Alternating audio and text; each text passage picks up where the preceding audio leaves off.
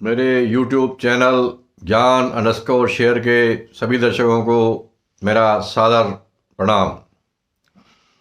मित्रों, आज हम श्रीमद् भगवद गीता के दूसरे अध्याय के 14वें श्लोक से प्रारंभ करेंगे और हर वीडियो की भांति हम सबसे पहले भगवान का स्मरण करेंगे, जिससे कि वो मुझे सद्बुद्धि दे कि मैं आपको जो भी व्याख्या करूँ सही रूप से कर पाऊँ और आप लोगों को भी सद्बुद्धि दे कि आप उसको सही प्रकार से ग्रहण कर पाएँ। ओम वसुदेवसुतं देवं कंसचाणूरमर्दनं देवकी परमानंदं कृष्णं वंदे जगद्गुरुम्। ओम यं ब्रह्मा वरुणेन्द्र रुद्रमरुतास्तुन्वन्ति दिव्यैः स्तवहि वेदैः साङ्गपदक्रमोपनिषदहि गायन्ति यं सामगाः ध्यानावस्थितद्गतेन मनसा पश्यन्ति यं योगिनो यशान्तं न विदुः सुरगणाः देवाय तस्मै नमः। ओम श्री परमात्मने नमः। मित्रों, अब श्रीमद् भगवद गीता के दूसरे अध्याय का 14वां श्लोक बहुत महत्वपूर्ण है। मात्रा स्पर्शास्तु कौन्तेय शीतोष्ण सुख दुःखदाः आगम अपायिनो अनित्याः तानि तितिक्षस्व भारत। मात्रा और स्पर्श, मात्रा का मतलब है इंद्रियां और स्पर्श का मतलब है इंद्रियों के विषय। तो इंद्रियों के विषय और इंद्रियों के संयोग से उत्पन्न होने वाली जो सुख दुख, सर्दी और गर्मी है, जो सुख दुख को देने वाले जो ये विषयों के संयोग है, ये उत्पत्ति और विनाशशील है और ये अनित्य है। इसलिए हे भारत, उनको तू सहन कर। तो भगवान ने क्या कहा कि ये जो भी परिस्थितियां हैं, जो कभी हमें अनुकूल प्रतीत होती हैं, कुछ परिस्थितियां हमें प्रतिकूल परिस्थिति प्रतीत होती हैं।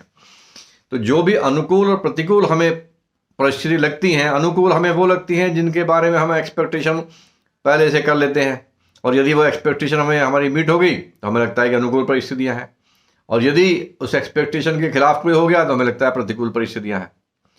तो वो जो परिस्थितियां हैं वो अनुकूल हैं या प्रतिकूल हैं, वो आपके कंट्रोल में नहीं है, पर उन परिस्थितियों का रिस्पॉन्स कैसा देना है वो इंसान के कंट्रोल में अवश्य है।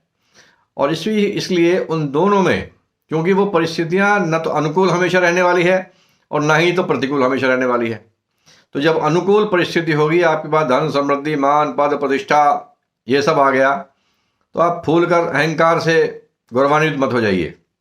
और जब ये सब नहीं है तो आप विषाद में मत जाइए, अवसाद में मत जाइए, डिप्रेशन में मत जाइए, क्योंकि दोनों में से कोई भी परिस्थिति या अनुकूल हो या प्रतिकूल हो वो हमेशा नहीं रहने वाली है। जब प्रतिकूल परिस्थिति हो तो वो समझो वो भी भगवान ने क्रिएट की है, और जो अनुकूल है वो भी ईश्वर ने क्रिएट की है। तो वो अनुकूल है तो वो भी समाप्त होनी है, वो आने वाली है, आगम है, अपायिन है, आने और जाने वाली है और अनित्य है। इसलिए उनको आप सहन करो आराम से, तटस्थ भाव से, और में रहकर और निश्चिंत भाव से अपने आप को ये महसूस करो कि वो जो भी हो रहा है अनुकूल या प्रतिकूल परिस्थिति, वो आपके लिए नहीं हो रही है। क्यों? क्योंकि आप आत्मा हो, आप अनित्य हो, आप अविनाशी हो, आप चेंजलेस हो, निर्विकार हो। तो जब ये सब हो तो आपको जो भी ये सुख और दुख हमें जब भी महसूस होता है, तो ये सुख दुख हमें महसूस इसलिए होता है क्योंकि हम शरीर और मन और बुद्धि, इनसे हम अपना तादात्म्य स्थापित कर लेते हैं, इन उपाधियों से अपना तादात्म्य स्थापित कर लेते हैं। तादात्म्य का मतलब ये होता है कि हम अपने स्वरूप में स्थित न होकर, अपने जो हमारा वास्तविक स्वरूप है आत्मा का सच्चित आनंद, उसको हम न मानकर हम इस शरीर को, इस मन को, इस बुद्धि को, इस पद को, इस वर्ण को, इसी पद को कि हम जी मैनेजर हैं, हम धनाढ्य हैं, इन सब चीज़ों को हम अपनी वास्तविकता मान लेते हैं, हम मोहित हो जाते हैं। और इसी मोहित होने की वजह से तो जो भी शरीर को जो कष्ट होता है वही आत्मा अनुभव करने लगती है, क्योंकि जब आत्मा तादात्म्य स्थापित कर लेती है तो उसी को हम जीवात्मा बोलते हैं। तो वो जो जीवात्मा है बेसिकली वो डिल्यूडेड जो है आत्मा ही है। आत्मा डिल्यूडेड हुई, मोहित होगी, उसको हम जीवात्मा बोलते हैं।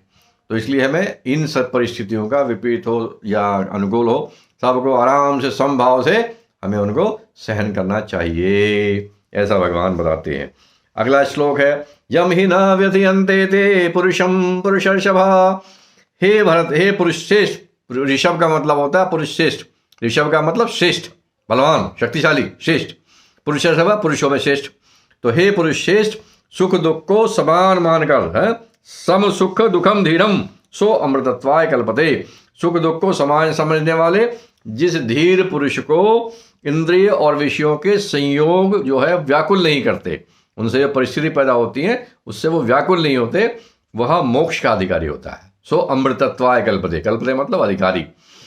न सुधो विद्यते भावो न भावो विद्यते सतः उभयोरपि द्वष्ट्वन्तः त्वनयोः तत्त्वदर्शिभिः। अब देखिए कितना मजेदार श्लोक है। ये बहुत आसान सा लगता है कि असत वस्तु की तो कोई सत्ता ही नहीं है और सत्य का कभी अभाव नहीं होता। असत वस्तु की कभी सत्ता ही नहीं है और सत्य का कभी अभाव नहीं होता। इस प्रकार इन दोनों का ही तत्वदर्शी पुरुषों द्वारा देखा गया है। अब इसका मतलब क्या है? इसका सिंपली मतलब यह है कि जो असत है वो क्या है?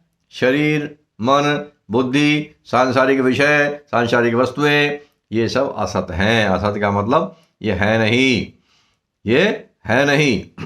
और सत का मतलब जो हमेशा है। तो वो कह रहे हैं जो असत है वो कभी होता ही नहीं। In the first place it was never there. Example से आप देखिए, जैसे मान लिया सोने का कोई आभूषण है, कुंडल है। अब कुंडल को सुनार ने पीट कर और मान लो अंगूठी बना दिया, तो वो कुंडल कहाँ गया भाई साहब? वो कुंडल वास्तव में पहले भी नहीं था। वो कुंडल पहले भी नहीं था, पहले भी असत था। सत क्या था उस भाषा में?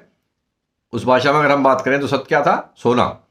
It was gold earlier, it is gold now also after being converted to a ring, it is again gold also. तो गोल्ड पहले भी था, गोल्ड अब भी है। इसी प्रकार से शरीर जो है ये न पहले था, न अब है, न आगे रहेगा। यह सत है। क्योंकि मरने के बाद शरीर कहाँ गया और मरने से पहले कहाँ शरीर था? तो जब मरने से पहले भी नहीं था और मरने के बाद भी नहीं है, तो भाई साहब बीच में भी नहीं है। तो ये असत है। और आत्मा पहले भी थी, अब भी है, आगे भी है। तो ये सत्य जो है उसका कभी अभाव नहीं होता, वो कभी नॉन एग्जिस्टेंट नहीं होती, और असत्य कभी होता ही नहीं। अब जैसे मैंने कहा शरीर नहीं है जी, तो आप कैसे मानेंगे शरीर नहीं है? ऐसे नहीं, जैसे मैंने आपको गोल्ड की एग्जांपल बताई, उसी प्रकार से शरीर की भी आप एग्जांपल दे सकते हो कि शरीर भी पंचभूत और कई सारे और एलिमेंट से बना हुआ है। तो वो पंचभूत ही हैं। वो पंचभूत पहले भी थे, अब भी हैं, और पहले वो उन्हीं के अनुसार हमें सोचना चाहिए कि शरीर का केवल एक दशा परिवर्तन हो रही है। पहले भी शरीर नहीं था, पहले भी आकार नहीं था, पहले भी शेप नहीं थी, बाद में भी नहीं रहनी है, तो बीच में भी नहीं है। तो ये असत है। तो इसलिए नास्तो विद्यते भावो ना भावो विद्यते हृदय उभयोरपि दस्तवन्तः त्वनयोः तत्त्वदर्शिभिः। अविनाशी तु तत्विद्धि येन सर्वम् इदं ततां विनाशम् अव्यशास्य न कश्चित् कर्तुम् अर्हति। नाश रहित तू उसको जान, इसको आत्मा को, जिससे यह संपूर्ण जगत दृश्य वर्ग व्याप्त है। जिस आत्मा से ये संपूर्ण जगत व्याप्त है उसको तुम अविनाशी मानो। इस अविनाशी का विनाश करने में कोई भी समर्थ नहीं है। आत्मा का विनाश करने में कोई भी समर्थ नहीं है। इसको अर्जुन को इसलिए समझा रहे हैं क्योंकि अर्जुन पहले कह रहा था ना कि ये मारे जाएंगे या मेरी से हत्या हो जाएंगी, तो वो ये कह रहे हैं कि तुम हत्या करने वाले कौन? हत्या तो हो नहीं सकती तुमसे। अंतवंत में देहा नित्यस्योक्ता शरीरिणः अनाशिनो अप्रमेयस्य तस्मात् युध्यस्व भारत। इस नाश रहित अप्रमेय मतलब बियॉन्ड प्रूफ। अप्रमेय का मतलब बियॉन्ड प्रूफ, जिसका कोई प्रूफ जो है वो आप मन बुद्धि से, इनसे आप उसको प्रूफ को साबित नहीं कर सकते। इनसे बियॉन्ड है वो, इनसे सूक्ष्म है आत्मा। तो वो अप्रमेय नित्य स्वरूप जीवात्मा के ये सब शरीर नाशवान कहे गए। शरीर नाशवान है, आत्मा नाशवान नहीं है। इसलिए हे भरतवंशी अर्जुन, तू युद्ध कर। य एनं वेत्ति हन्तारं यश्चैनं मन्यते हतम् उभौ तौ न विजानीतः नायं हन्ति न हन्यते। जो इसको, इस आत्मा को मारने वाला समझता है तथा जो इसको मरा मानता है, वे दोनों ही नहीं जानते, क्योंकि यह आत्मा वास्तव में न तो किसी को मारता है और न किसी के द्वारा मारा जाता है। आत्मा न तो किसी को मारता है और न किसी के द्वारा मारा जाता है। मतलब यह कि आत्मा कभी कोई कार्य नहीं करती, शरीर कार्य करता है। तो एक शरीर ने दूसरे शरीर को मारा है, मारने वाला भी शरीर है और मरने वाला भी शरीर, आत्मा नहीं है। तो जो ये मानता है कि मैंने किसी को मार दिया, वो उसको यथार्थ ज्ञान नहीं है। जो ये कहता है कि मैंने किसी को मार दिया, उसको यथार्थ ज्ञान नहीं है, क्योंकि उसने नहीं मारा, क्योंकि वो कौन है? वो तो आत्मा है, और आत्मा किसी दूसरे आत्मा को नहीं मार सकती। आत्मा जो है दूसरे आत्मा को नहीं मार सकती। क्यों नहीं मार सकती? क्योंकि दूसरी है ही नहीं। एक ही आत्मा सब सर्वत्र व्याप्त है। जो आत्मा मेरे अंदर है वही अब आत्मा आपके अंदर है, वही कुत्ते के अंदर है, वही बिल्ली के अंदर है, हर किसी के अंदर सर्वत्र व्याप्त वही आत्मा है। तो वो आत्मा अपने आप को कैसे मारेगी? तो इसलिए यैनम वेत्ति मंतारम यश्चैनम मनते हतम वो दौ न विजानीता नायम हंति नान्यते। जो इसको मरा हुआ मानता है या जो ये मानता है कि मैंने इसको मार दिया, वो दोनों ही नहीं जानते कि ना तो ये मरती है ना ये मारी जा सकती है। एक शरीर दूसरे को मारता है। न जायते म्रियते वा कदाचित् न जायते म्रियते वा कदाचित् नायं भूत्वा भविता वा न भूयः अजो नित्यः शाश्वतोऽयं पुराणो न हन्यते हन्यमाने शरीरे। यह आत्मा किसी काल में भी न तो जन्मता है और न मरता ही है, तथा न यह उत्पन्न होकर फिर होने वाला ही है, क्योंकि यह अजन्मा, नित्य, सनातन और पुरातन है। अजन्मा है, नित्य है, हमेशा रहने वाला है, सनातन है और पुरातन है। शरीर के मारे जाने पर भी यह मारा नहीं जाता। वेदा विनाशिनम नित्यम यैनम अजम अव्ययम कदम स पुरुषा पार्थ कम घातयति हन्तिकाम। हे प्रथापुत्र अर्जुन, जो पुरुष इस आत्मा को नाश रहित, नित्य, अजन्मा और अव्यय, अव्यय मतलब जो खर्च नहीं होता, वह पुरुष कैसे किसको मरवाता है और कैसे किसको मार सकता है। वासांसि जीर्णानि यथा विहाय नवानि गृह्णाति नरोपराणि तथा शरीराणि विहाय जीर्णानि अन्यानि गृह्णाति नवानि देहि। जैसे मनुष्य पुराने वस्त्रों को त्याग कर दूसरे नए वस्त्रों को धारण करता है, वैसे ही जीवात्मा पुराने शरीर को त्याग कर दूसरे नए शरीरों को प्राप्त होता है। अब जीवात्मा से यहाँ मतलब क्या है कि जो सूक्ष्म शरीर है वो हमारा नए शरीर में चला जाता है। जो सूक्ष्म शरीर है वो नए शरीर में चला जाता है। आत्मा नहीं जाती कहीं भी। आत्मा जो है वो यहीं कहीं है, वो सर्वत्र है, हमेशा है। नैनम छिन्दन्ति शस्त्राणि नैनम दहति पावका न चैनम क्लेदयन्त्यापो न शोषयति मारुतः। अभी आत्मा की एक तरह से गुण बता रहे हैं, कैरेक्टरिस्टिक्स बता रहे हैं, क्वालिटीज। नैनम छिन्दन्ति शस्त्राणि, न इसको शस्त्र छेद सकते हैं, काट सकते हैं। नैनम दहति पावका, न इसको अग्नि जला सकती है। न चैनम क्लेदयन्ति आपः, आपः हमारे जल, जल इसको गीला नहीं कर सकता। न शोषयति मारुतः, और हवा जो है इसको सुखा नहीं सकती, वायु इसको सुखा नहीं सकती। ये क्वालिटीज आत्मा की है। अच्छेद्योयम, अच्छेद्योयम, यह अछेद्य है। अधायोम, आत्मा को आप जला नहीं सकते। अक्लेद्यो अशोष्य एवच, यह अक्लेद्य है, अशोष्य है, सुखाया नहीं जा सकता। यह आत्मा नित्य है, नित्य है सर्वगतः, नित्य है सर्वगत, सर्वगत है मतलब सर्वत्र व्याप्त है, हर जगह है, सर्वव्यापी है। स्थाणु, स्थाणु मतलब जो स्थिर है और कंपन भी नहीं करता, इधर उधर चलता भी नहीं है। स्थाणु अचलोयम, और जो चलता भी नहीं है। सनातन, और ये स्थिर है और ये सनातन है। सनातन मतलब हमेशा रहने वाला है। अव्यक्तोयम, अव्यक्तोयम अचिंत्योयम, ये अव्यक्त है। आप इसे किसी आकार में, किसी शक्ल में नहीं कर सकते कि आत्मा की शक्ल ऐसी है, ऐसे इसको व्यक्त कर सकते हैं, नहीं कर सकते आप, अनमैनिफेस्टेड।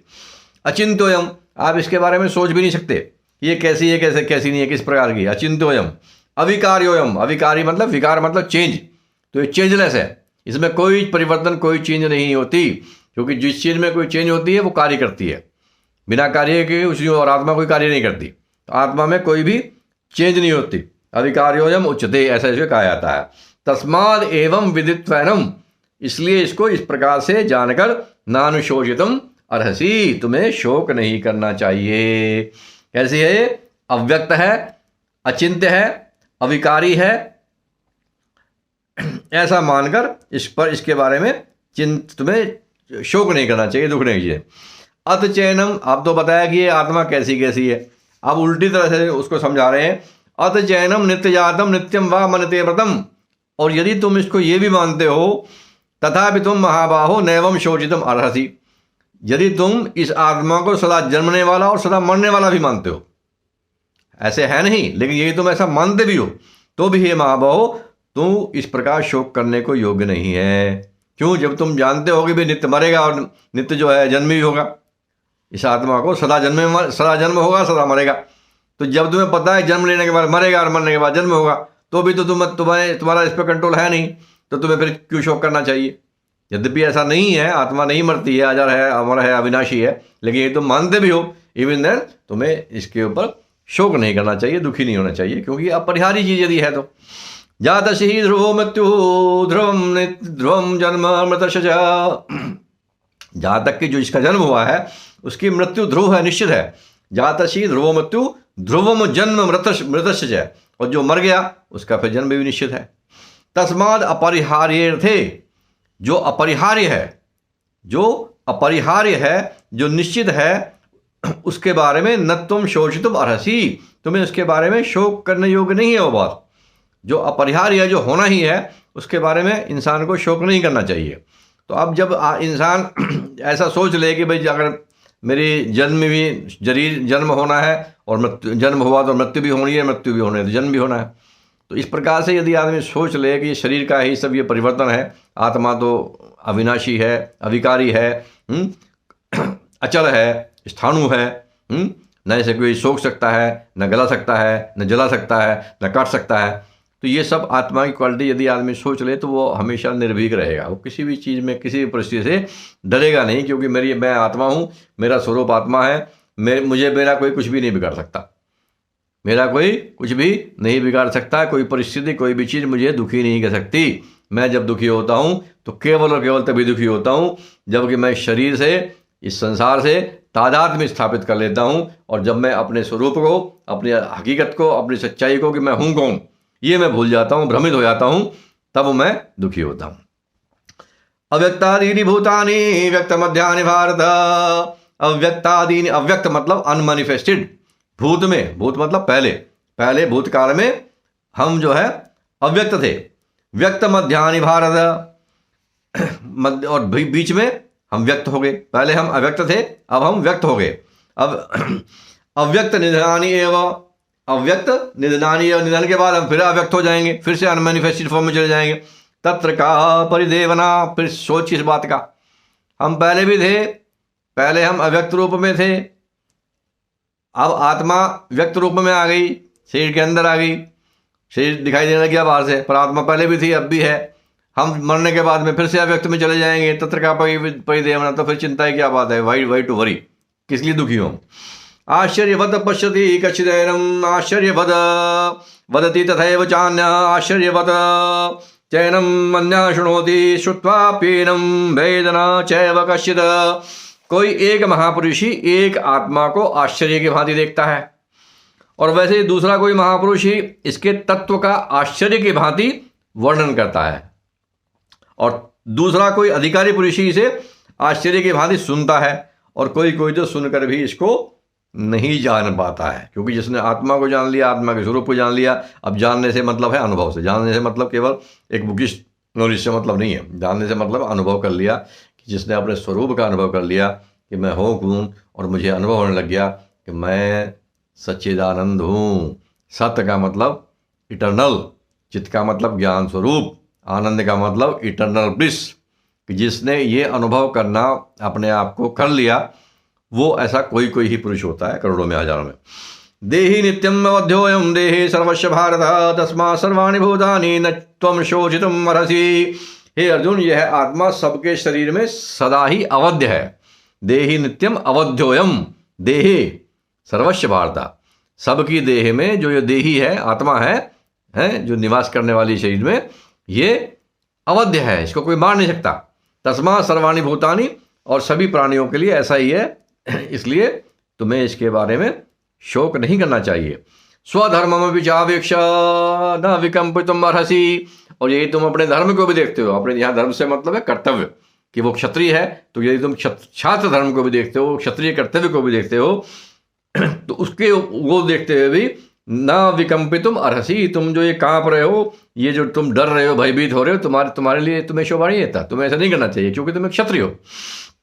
धर्मादि युद्धाशयोन्यत, धर्म के जो धर्म जो तुम्हें अपना ये कर्तव्य कर्म मिला है युद्ध के रूप में, ये धर्मादि युद्धाशयो अन्यत क्षत्रिय से न विजयते, इस धर्मयुक्त युद्ध से बढ़कर एक क्षत्रिय के लिए कोई भी कल्याणकारी कार्य हो नहीं सकता। तो तुम तो भाग्यवान हो कि तुम्हें इस युद्ध में तुम्हारे इसमें भाग लेने का तुम्हें अवसर मिला है। इधर चा चोपन्नम, अब ये तो बता दिया कि ये तुम अगर इसमें भाग लेते हो तो तुम अपने आप को बड़े भाग्यशाली समझो, ये बड़े तुम्हारे भाग्य की बात है। अब दूसरी बात बता रहे हैं कि यदि तुम ऐसा नहीं करते हो तो क्या होगा। तो बता रहे हैं इधर चा चोपन्नम, यदि अपनी इच्छा से स्वर्ग द्वारम अपावृतम, कि तुम यदि अपनी इच्छा से स्वेच्छा से दैव योग से भगवान की कृपा से तुम्हारे लिए ये ऐसा कर्म तुम्हारे सामने आया है, एक परिस्थिति आई है जिसके फलस्वरूप यदि तुम उसमें अपना कर्तव्य का निर्वहन करते हो तो तुम्हें स्वर्ग का द्वार तुम्हारे लिए खुलेगा। ये स्वेच्छा से आई है, तुम्हारे दैव योग से आई है या तुम्हारे पूर्व कर्मों की वजह से आई है। यदि चा चोपन्नम स्वर्ग द्वार अपावृतम, जब यदि तुम इसमें भाग नहीं लेते हो, सुखिन क्षत्रिय पार्थ लभन्ते युद्धम ईदृशम, इस प्रकार की जो परिस्थिति है ये भाग्यवान को, तुम बड़े ही भाग्यशाली हो, तुम जो है बड़े ही भाग्यशाली हो कि ये तुम्हारे लिए अपने आप ही भगवान ने एक स्वर्ग का द्वार तुम्हें मिले, खुल जाए तुम्हारे लिए, ऐसी परिस्थिति तुम्हारे सामने कर दी कि तुम युद्ध में भाग ले पा रहे हो। तो तुम्हें अपने आप को ब्लेस्ड फील करना चाहिए। अब अगले श्लोक में बता रहे हैं कि अब ये तो हो गया कि तुम्हारे लिए कि भाग्य के दरवाजे तुम्हारे लिए खुल रहे हैं, ऐसी परिस्थिति तुम्हारे को मिल रही है। अब तुम इसमें जो है अपना कर्तव्य का निर्वहन करो और अपना तुम्हें स्वर्ग का द्वार मिलेगा। परंतु यही तुम ऐसा नहीं करते हो, if you don't take advantage of this opportunity, तो फिर क्या होगा। अतचेत यदि, अतचेत तुम इमं धर्मम संग्रामम करिष्यति, कि यदि तुम इस धर्म युद्ध को नहीं करते हो, तथा स्वधर्मम कीर्तिम च, तो तुम अपने स्वधर्म को भी और कीर्ति को भी हित्वा पापम अवाप्स्यसि, तुम अपनी कीर्ति को भी खो दोगे और अपने स्वधर्म को भी खो दोगे। स्वधर्म से मतलब जो तुम्हारा कर्तव्य है, स्वधर्म से मतलब कर्तव्य, स्वधर्म से मतलब जहाँ क्षत्रिय है तो क्षत्रिय का स्वधर्म है युद्ध करना, युद्ध से भागना नहीं, युद्ध से भागना नहीं। क्षात्र कर्म जो है वो युद्ध करना, युद्ध से अपलायन करना उसका धर्म है, युद्ध से पलायन न करना उसका धर्म है, युद्ध से उसको भागना नहीं चाहिए। तो ये तुम्हारा धर्म है, यही तुम ऐसा नहीं करते हो तो तुम उसके धर्म के विरुद्ध भी काम करोगे और तुम पाप के भागीदार होगे। अकीर्तिम चापि भूतानि कथयिष्यन्ति देव्याम संभावित शिचा कीर्ति मरणाद अतिरिच्यते। अकीर्तिम चापि भूतानि कथयिष्यन्ति देव्याम, और तुम्हारी बहुत काल तक तुम्हारी जो है बाकी लोग तुम्हारी निंदा करेंगे, अकीर्ति तुम्हारी होगी। संभावित मतलब सम्मानित, सम्मानित व्यक्ति के लिए जो उसकी बदनामी है वो मरने से भी वो खराब है, वो मरने से भी खराब है, इसलिए तुम ऐसा काम मत करो, तुम युद्ध करो। भयाद्रणात् वर्तम मनशन्ते त्वाम महारथाः, तुम्हें लोग जो महारथी हैं वो तुम्हें समझेंगे कि ये भय की वजह से, डर की वजह से अर्जुन जो है अपने सामने कौरवों की इतनी भारी भयंकर सेना को देखकर, बड़े बड़े योद्धाओं को देखकर और डर के भाग गया। ये शाम जो तुम बहुमतो, और जो इनके लिए तुम आज बहुत बड़े वीर हो, वीर योद्धा हो, भूत्वा यास्यसि लाघवम, तुम उनके लिए बहुत तुच्छ प्राणी हो जाओगे। वो तुम्हें समझें कि वैसे ही इतने अर्जुन बड़ी बड़ी ढींग मारता कि बड़ा मैं बहुत बड़ा योद्धा हूँ, लेकिन जब सामने इतने असली योद्धा इसके सामने आए तो वो रण से छोड़कर और वो भाग गया। अवांच वादांश बहूनी वदिष्यन्ति ते तवाहिता, और तुम्हारे लिए अवांच जो कहने योग्य नहीं है, ऐसे ऐसे शब्दों का, ऐसी ऐसी बात का बहुत सी तुम्हारे बारे में लोग कहेंगे, तुम्हारे लिए गाली देंगे, गलत बातें तुम्हारे बारे में बोलेंगे। निंदन तस्तव सामर्थ्यम, और तुम्हारी सामर्थ्य की निंदा करेंगे, तुम्हारी सामर्थ्य की निंदा करेंगे। अर्जुन अर्जुन कुछ नहीं है, इसके बस ही कुछ नहीं है, ये बिना मतलब ऐसी इसका हवा में चारा खड़ा डिंग मारता था। तदो दुख तरम नुकम, और जब ऐसी परिस्थिति होगी तो तुम समझोगे तुम्हारे लिए कितनी ये दुखद बात होगी। हतो वा प्राप्त सित्वर्गम, अब ये तो बता दिया कि भाई अब ऐसे ऐसे करोगे, अब उसका थोड़ा सा उसका हौसला अफजाई करते हैं भगवान। हतो वा प्राप्स्यसि स्वर्गं जित्वा वा भोक्ष्यसि महीं तस्मात् उत्तिष्ठ कौन्तेय युद्धाय कृतनिश्चयः। कि अर्जुन, हे कौन्तेय, यदि तुम युद्ध में मारे गए, क्योंकि परिणाम तुम्हारे हाथ में नहीं है, यदि तुम युद्ध में मारे गए तो तुम स्वर्ग को प्राप्त करोगे। क्यों? क्योंकि तुम अपने कर्तव्य पथ पर, अपने कर्तव्य का निर्वहन करते हुए तुम्हारी मृत्यु होगी, तो तुम्हें स्वर्ग मिलेगा। और जीत गए तो तुम इस पूरी इस पृथ्वी का भोग करोगे, राज्य का भोग करोगे। तस्मात् उत्तिष्ठ, है इसलिए हे कौन्तेय उठो। अब कौन्तेय नाम क्यों लिया वहां पर? पार्थ भी बोल सकते थे और भी दूसरे नाम बोल सकते थे, तो वो इसलिए बोला क्योंकि कुंती ने युद्ध में जब भगवान जो है शांति का संदेश ले गए थे, बाद में जब दुर्योधन नहीं माना, तो युद्ध का संदेश, युद्ध का आदेश कुंती ने दिया था कि मेरे वीर पुत्रों को बोलना कि वो जो है पूरे मन से युद्ध करें, उनका कर्तव्य है युद्ध करना धर्म की रक्षा करने के लिए। इसलिए कुंती का नाम उन्होंने याद दिलाया कि तुम्हारी माता क्षत्राणी है, वीर क्षत्राणी है, उनका भी तो तुम्हारे लिए यही आदेश था, तुम इससे क्यों भाग रहे हो? युद्धाय कृतनिश्चय तस्मात् उत्तिष्ठ कौन्तेय युद्धाय कृतनिश्चय। और इसलिए हे कौन्तेय, युद्ध का निश्चय करके खड़े हो जाओ। जब भी कभी परिस्थिति आए मित्रों, जब भी कभी ऐसी आपको लगे कि कठिन परिस्थिति आ रही है, तो अपने आप को ये श्लोक याद दिलाओ, हतो वा प्राप्स्यसि स्वर्गम जित्वा वा भोक्ष्यसि महीम तस्मात् उत्तिष्ठ कौन्तेय युद्धाय कृतनिश्चयः। कि जब भी कोई ऐसी परिस्थिति हो तो उसमें आप हार जीत की चिंता मत करो, केवल और केवल अपने कर्तव्य पालन का आप ध्यान दीजिए। और यदि आपके कर्तव्य पालन करते हुए आपकी मृत्यु भी हो जाए, तब भी आपको स्वर्ग मिलेगा, मोक्ष मिलेगा। सुख दुखे समय कृत्वा लाभालाभ हो जया जो। सुख और दुख को समान मानकर, सुख दुखे समय कृत्वा लाभालाभ हो जया जो, लाभालाभ हो जया जो ततो युद्धाय युज्यस्व नैवं पापम अवाप्स्यसि। सुख दुख को समान मानकर, लाभ और हानि को भी समान मानकर, सम रहकर, लाभ और हानि को सम मानकर, सुख और दुख को समान मानकर, ततः युद्धा युज्यस्व, ऐसा मानकर, इस प्रकार से युद्धा युज्यस्व, युद्ध में लग जा, युद्ध के लिए लग जा, युद्ध में लग जा। नैवं पापम अवाप्स्यसि। और यदि इस भावना से तुम युद्ध करोगे और इस भावना से युद्ध करते हुए तुम्हारे द्वारा यदि अनेक हत्याएं भी होंगी, तो तुम उनके पाप के भागीदार तुम नहीं होगे। नैवं पापम अवाप्स्यसि। क्यों? क्योंकि तुम तो समता में रहकर युद्ध कर रहे हो, तुम कर्तव्य भावना से युद्ध कर रहे हो। और कर्तव्य भावना से जब भी कोई इंसान कार्य करता है तो उसके पाप का भागीदार वो स्वयं नहीं होता, कभी भी वो कभी भी स्वयं नहीं होता, क्योंकि तुम निजी स्वार्थ के लिए नहीं कर रहे हो, तुम राग और द्वेष के लिए नहीं कर रहे हो। तुम्हें युद्ध, यदि यही युद्ध तुम इस भावना से करोगे कि भाई मुझे कौरवों से बदला लेना है, तो तुम निश्चित रूप से पाप के भागीदार होगे। परंतु यही युद्ध यदि तुम सुख और दुख को समान, सुख दुखे समय कृत्वा लाभ हो जया जो, लाभ और हानि को समान मानकर, जय और पराजय को समान मानकर कर रहे हो। सुख दुखे समय कृत्वा, बहुत ध्यान से सुनने की बात है। सुख और दुख को एक समान मानो, लाभ हो जया जो, लाभ और हानि को एक समान मानो, जय और पराजय को भी एक समान मानो, क्योंकि तुम्हें पता ही नहीं है जय होगी या पराजय होगी। ततो युद्धाय युज्यस्व, केवल युद्ध के लिए युद्ध कर, केवल युद्ध के लिए युद्ध कर, केवल अपने कर्तव्य पालन करने के लिए युद्ध कर। नैवं पापम अवाप्स्यसि। और इस भावना से ये तुम युद्ध करोगे कि मैं केवल अपना कर्तव्य पालन कर रहा हूं, क्षत्रिय के नाते मेरा जो धर्म है, मेरा धर्म है युद्ध करना, और इसलिए मैं युद्ध कर रहा हूं। जब तुम इस भावना से हर परिस्थिति में सम रहकर युद्ध करोगे, तो तुम राग द्वेष से युक्त नहीं होगे, और राग द्वेष से युक्त नहीं होगे तो तुम किसी भी पाप के भागीदार नहीं होगे। मित्रों, हम कोई भी कर्म करते हैं, हम उस पाप के भागीदार हम तभी होते हैं जबकि उस कर्म के करने के पीछे जो ड्राइविंग फोर्स है वो राग होता है या द्वेष होता है। जो राग होता है या द्वेष होता है, लाइक्स और डिसलाइक्स होती हैं। हमें ना लाइक्स के लिए काम करना चाहिए, ना डिसलाइक्स के लिए काम को छोड़ना चाहिए। ना किसी लाइक्स की वजह से कर्म करना चाहिए और ना ही डिसलाइक की वजह से कर्म को छोड़ना चाहिए। दोनों ही गलत है। अर्जुन जब पहले अध्याय में कह रहा था कि मैं युद्ध नहीं करूंगा, तो वो क्यों कह रहा था? वो डिसलाइक की वजह से कर्म को छोड़ रहा था। तो कर्म को छोड़ना भी, कर्तव्य कर्म को छोड़ना भी पाप का भागीदार बनाता है मित्रों। कर्तव्य कर्म को छोड़ना भी पाप का भागीदार बनाता है, क्योंकि आप उसे कर्तव्य कर्म को छोड़ रहे हो, वो द्वेष की वजह से छोड़ रहे हो हमेशा। इसलिए ये बहुत ही महत्वपूर्ण श्लोक है। एषा ते अभिहिता सांख्ये बुद्धि योगे त्विमां शृणु बुद्ध्या युक्तो यया पार्थ कर्म बंधम प्रहास्यसि। तो मित्रों, अभी तक जो ये बताया, ये भगवान ने ज्ञान योग के बारे में बताया। जो अभी तक जितने भी श्लोक बताए वो सब ज्ञान योग के बारे में है। ज्ञान दिया कि आत्मा का और अनात्मा का, आत्मा का और अनात्मा का, आत्मा का और शरीर के बारे में सब श्लोकों में उन्हीं का वर्णन हुआ अब तक।